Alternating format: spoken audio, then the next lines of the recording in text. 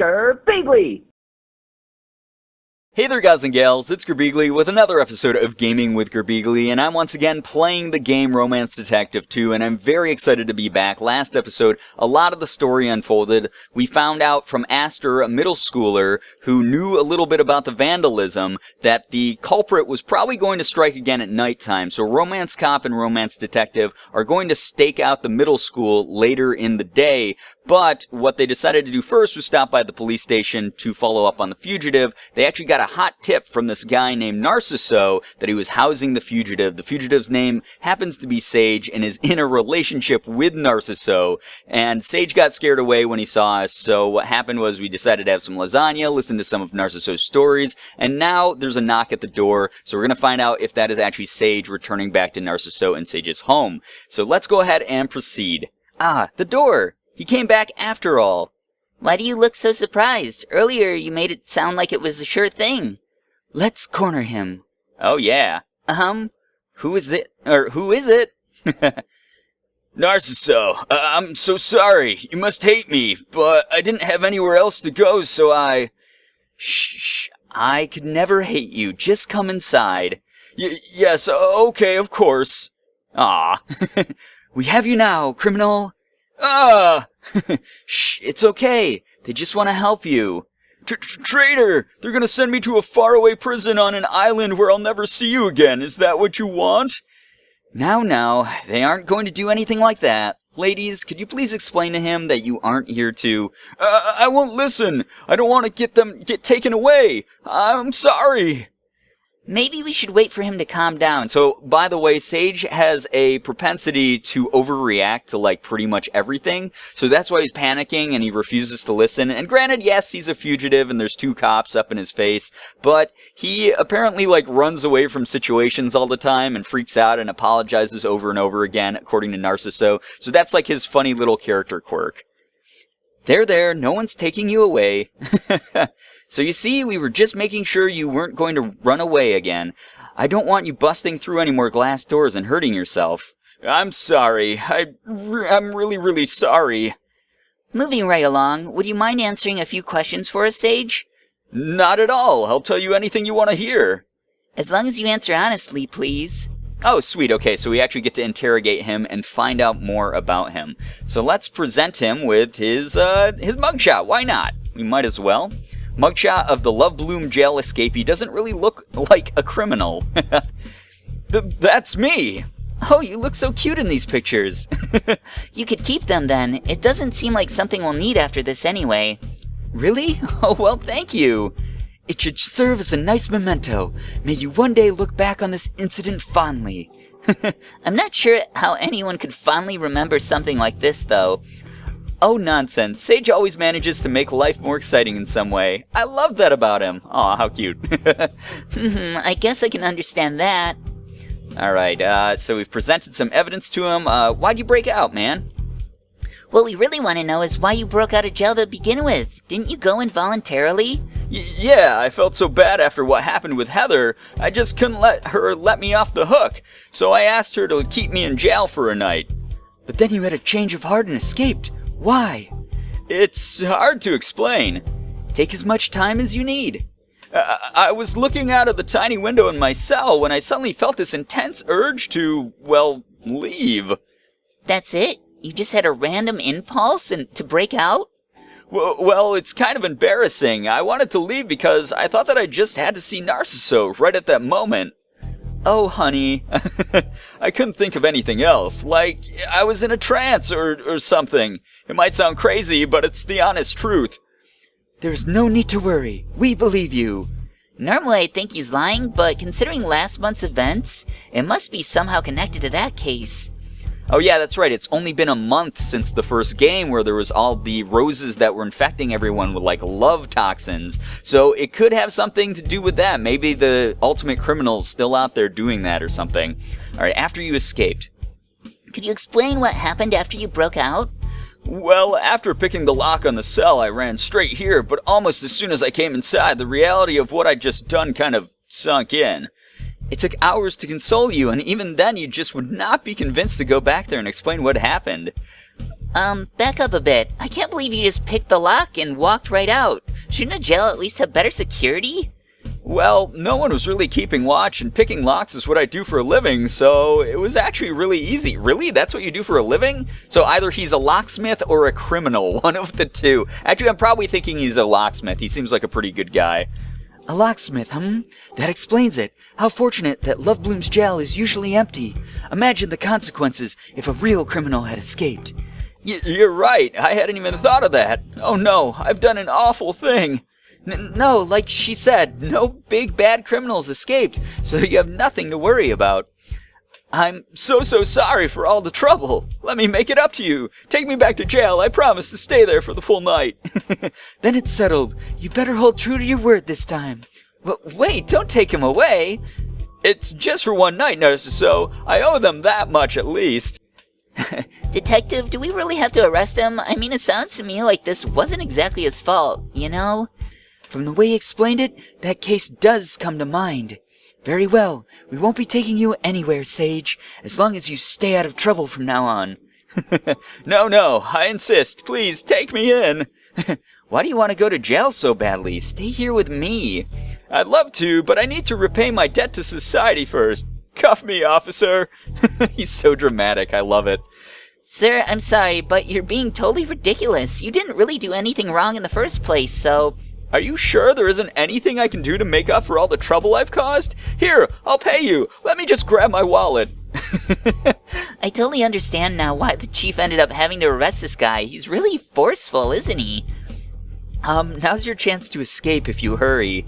Oh, you're right. Thank you very much for the dinner. Have a good night, Narciso.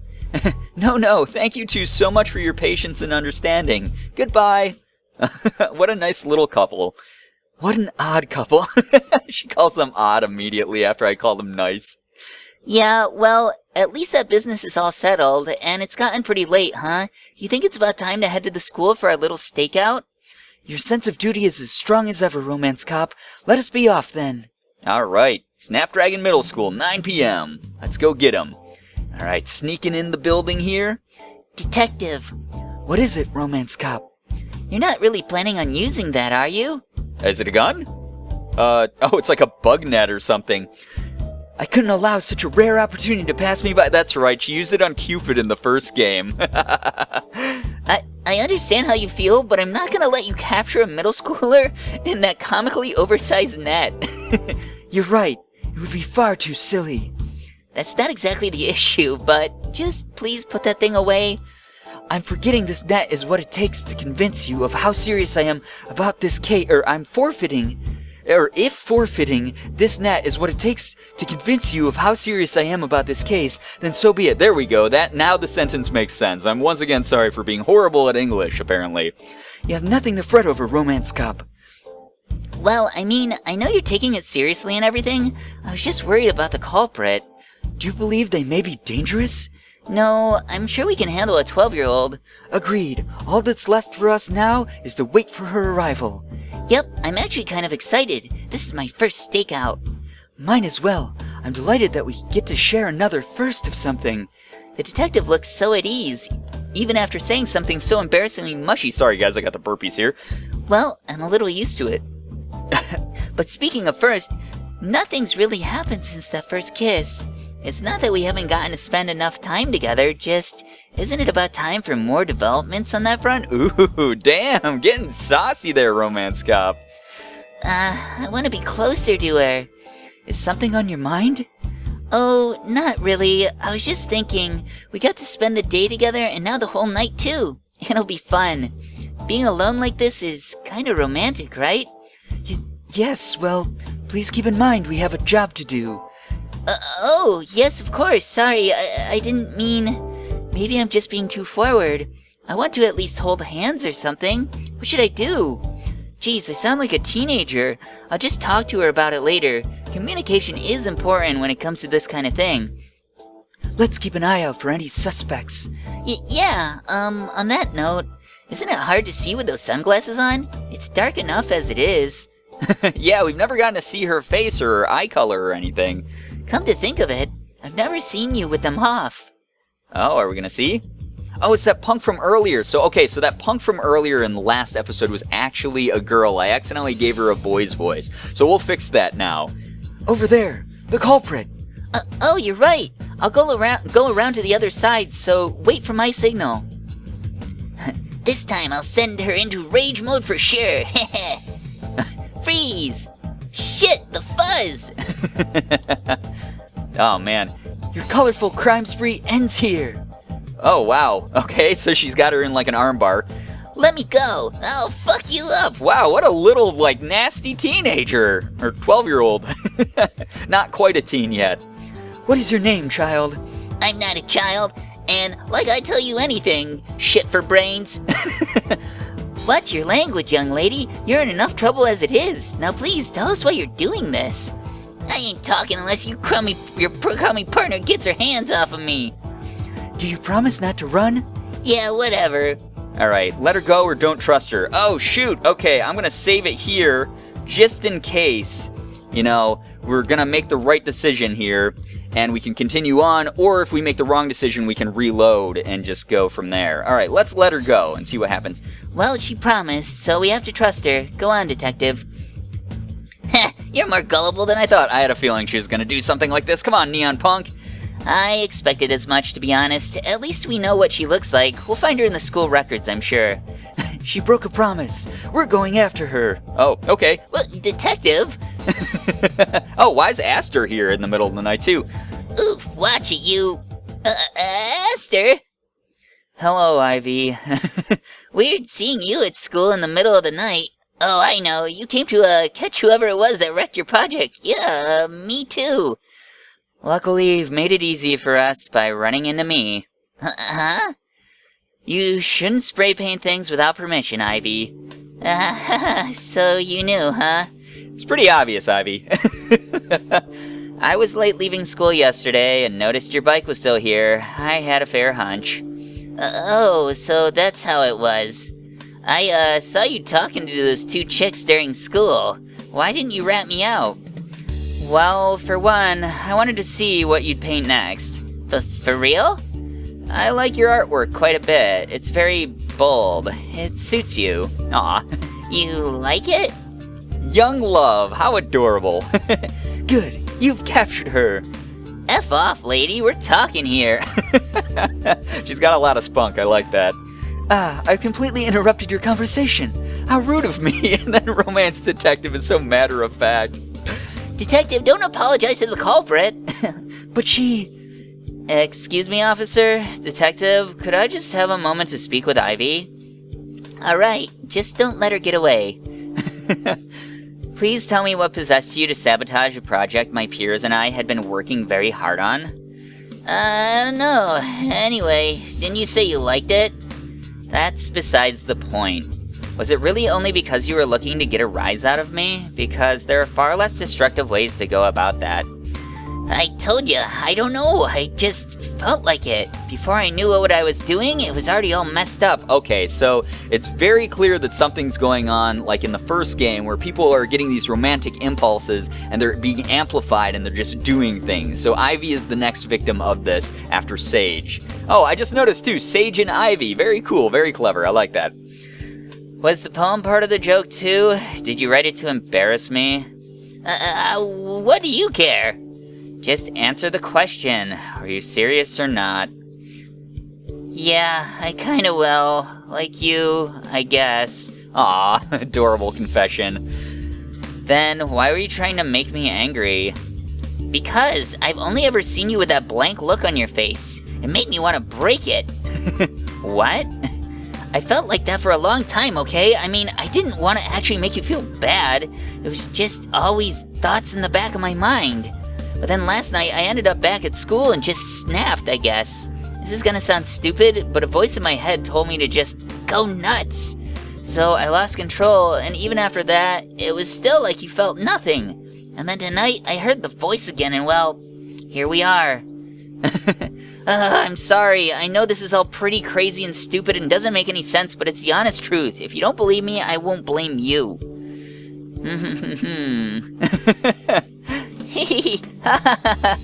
That's the most ridiculous story I've ever... You're laughing? I'm sorry, I'm just so... You wanted to break my face? What kind of motivation is that? Aw, how cute. Just shut up, don't make fun of me. She's such a tsundere, I love it. No, you're... That's really cute. It's so unexpected. What? But the most hilarious part is it actually worked. Oh, I guess it did. Aw, adorable. Looks like everything turned out all right. Her story. She mentioned a voice in her head. That lines up with something we've heard before. Or it could just be hormones. It sounded like she had a lot of pent-up feelings she was dealing with. We must interrogate her to be certain. Alright, time to interrogate her. Excuse me, if you could spare a moment, Ivy. We have a few questions we'd like to ask you. You're not sending me to the slammer, are ya? No, any discipline will be up to the school, not us. We just want to talk.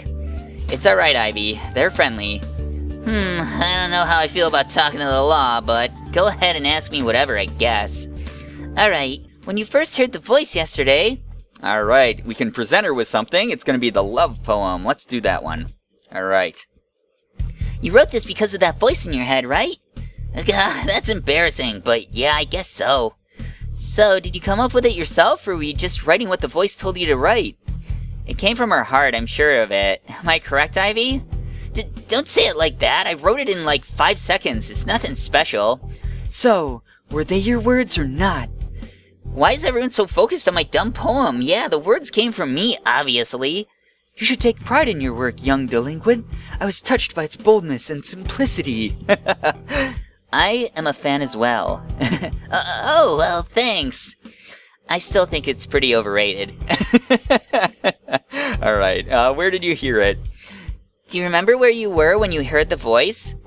Nowhere in particular. Outside somewhere, not too far from the school. I'm not sure what time it was, but it was pretty dark out. What were you doing out that late? You shouldn't be wandering the streets at night. It's too dangerous.